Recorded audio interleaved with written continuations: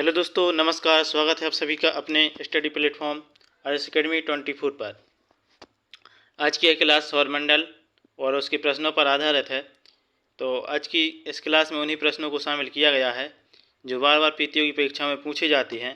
तो क्लास को शुरू करने से पहले सभी साथियों से निवेदन है कि हमारे चैनल आरएस एकेडमी 24 को सब्सक्राइब करके वीडियो को लाइक, कमेंट, शेयर कर दीजिए और बेल आइकन को प्रेस करके नोटिफिकेशन का इंतज़ार कीजिए, क्योंकि हमारी चैनल पर सुबह से लेकर शाम तक लगातार क्लासेज आती रहती हैं। तो नोटिफिकेशन बेल आइकन को प्रेस करके नोटिफिकेशन के माध्यम से आपको हमारी क्लास सबसे पहले आप तक पहुंचाई जाती है। तो चलिए साथियों, शुरुआत करते हैं आज की इस क्लास का इस पहले प्रश्न के साथ। तो पहला प्रश्न है,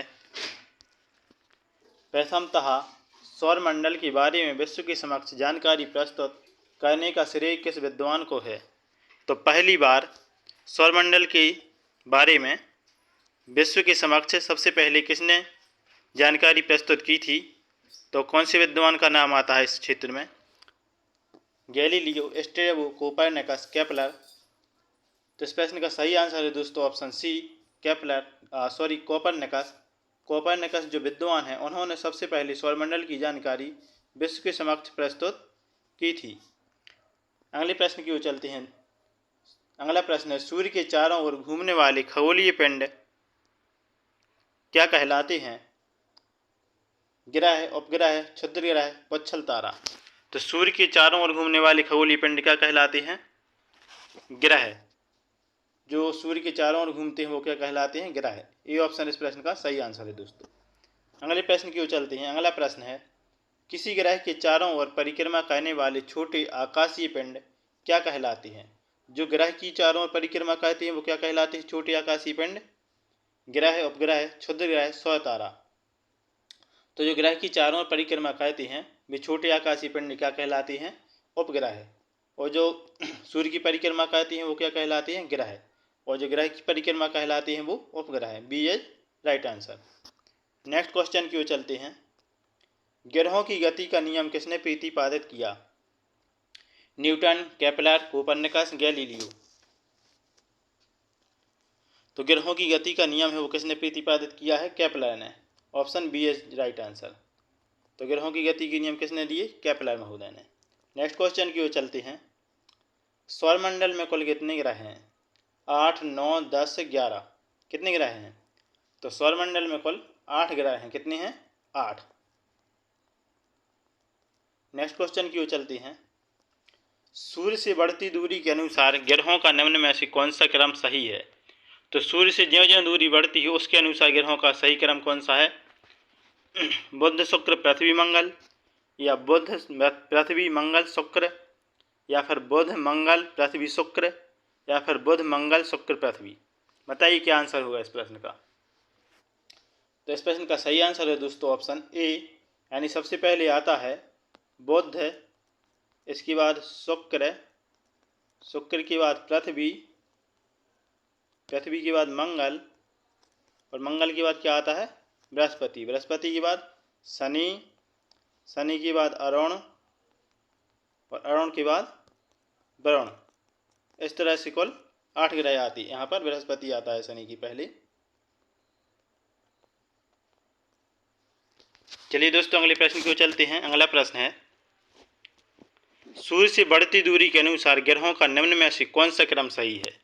तो पहले भी प्रश्न पूछा गया था, पर पहले उसमें जो ऑप्शन थे वो ऑप्शन के अकॉर्डिंग वो वाला क्रम सही था, लेकिन इस वाले प्रश्न में जो ऑप्शन दिए गए हैं तो इन ऑप्शन के हिसाब से सही उत्तर बताना है कि सही क्रम कौन सा है बढ़ती दूरी के अनुसार।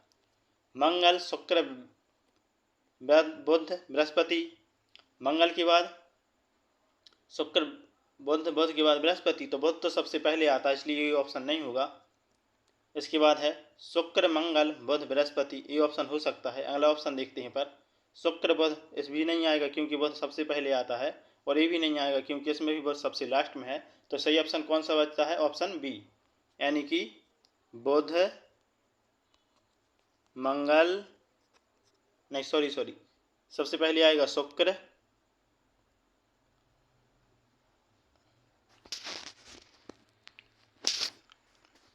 बी वाला ऑप्शन सही आएगा इस प्रश्न का। अगले प्रश्न की ओर चलते हैं। अगला प्रश्न है, आकार के अनुसार सौरमंडल के ग्रहों का अवरोही क्रम है।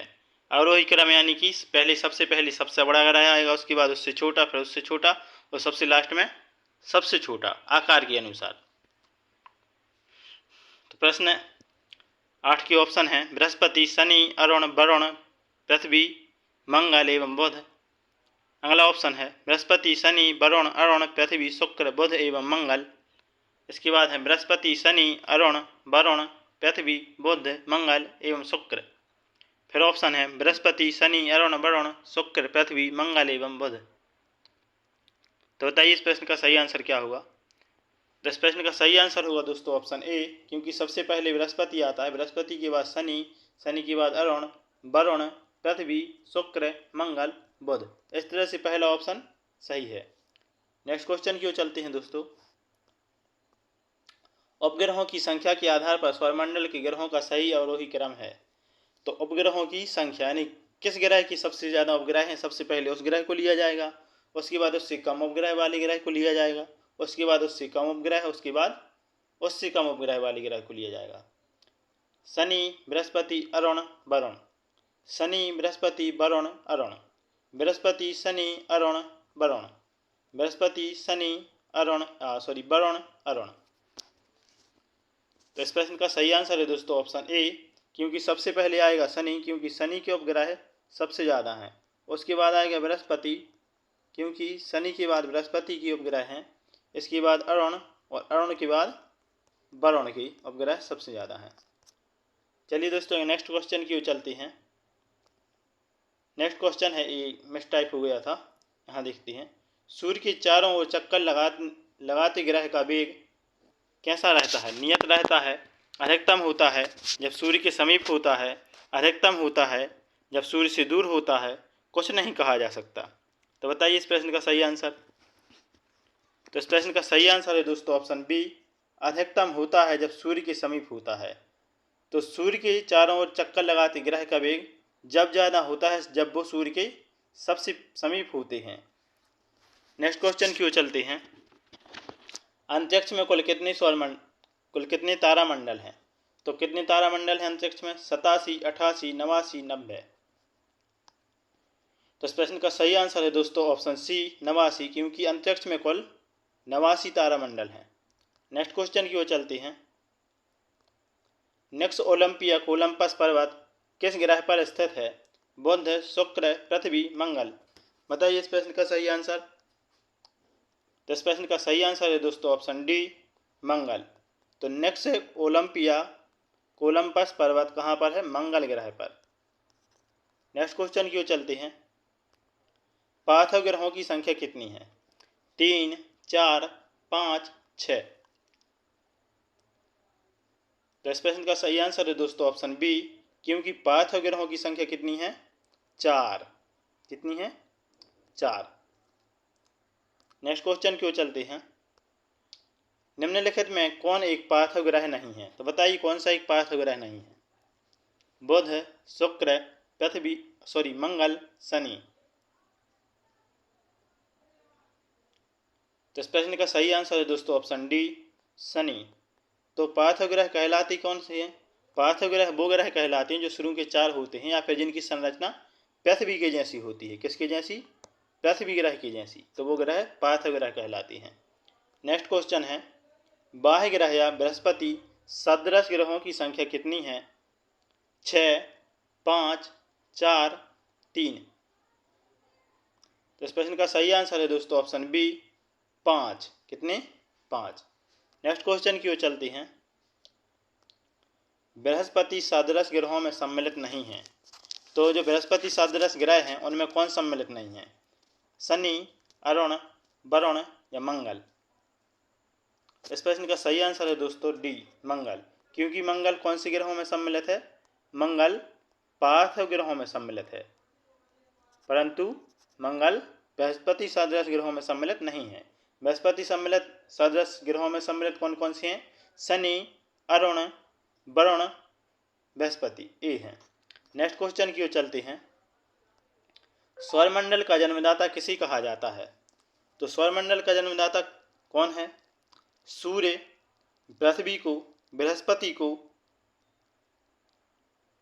शनि को अभिनव तारा, बताइए। तो जो सौरमंडल का जन्मदाता है वो सूर्य को माना जाता है। ये ऑप्शन इस प्रश्न का सही आंसर होगा दोस्तों। अगले क्वेश्चन की ओर चलते हैं।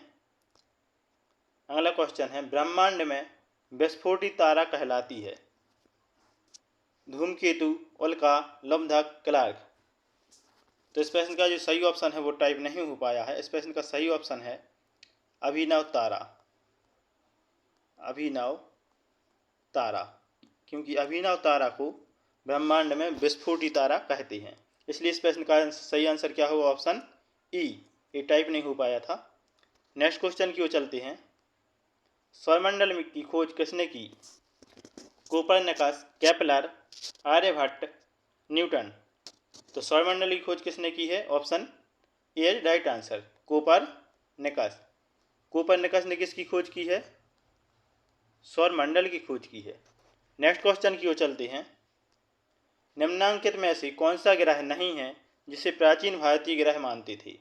तो इनमें से कौन सा एक ग्रह नहीं है जबकि प्राचीन भारतीय से ग्रह मानते थे? तो वर्तमान में देखें तो मंगल भी ग्रह है, शुक्र भी ग्रह है और शनि भी ग्रह है, परंतु सूर्य अब ग्रह नहीं है। किंतु प्राचीन भारतीय से क्या मानते थे? ग्रह मानते थे। किसको? सूर्य को। तो चलिए साथियों, ये थे हमारे इंडियन ज्योग्राफी के सौरमंडल टॉपिक के टॉप 21 MCQ, जो प्रतियोगी परीक्षा में बार बार पूछे जाते हैं और आने वाली परीक्षाओं में भी सबसे ज़्यादा पूछे जाने की संभावना है। तो आशा करते हैं साथियों आपको यह क्लास अच्छी लगी होगी। तो हमारे YouTube चैनल RS Academy 24 को सब्सक्राइब करके बेल आइकन को प्रेस करें, ताकि आने वाली सभी क्लासेज की नोटिफिकेशन आप तक सबसे पहले पहुंचें और आपकी एक बेहतर तैयारी हो सके, क्योंकि सिलेक्शन के लिए वीडियो बनाई जा रही हैं और हमारा मकसद एक ही है, आपको सिलेक्शन दिलाना। तो हमारे चैनल को सब्सक्राइब करके बेल आइकन को प्रेस करें और क्लास को लाइक, कमेंट, शेयर करना ना भूलें, ताकि सभी साथियों तक यह क्लास पहुंच सके। इसी के साथ जय हिंद, वंदे मातरम।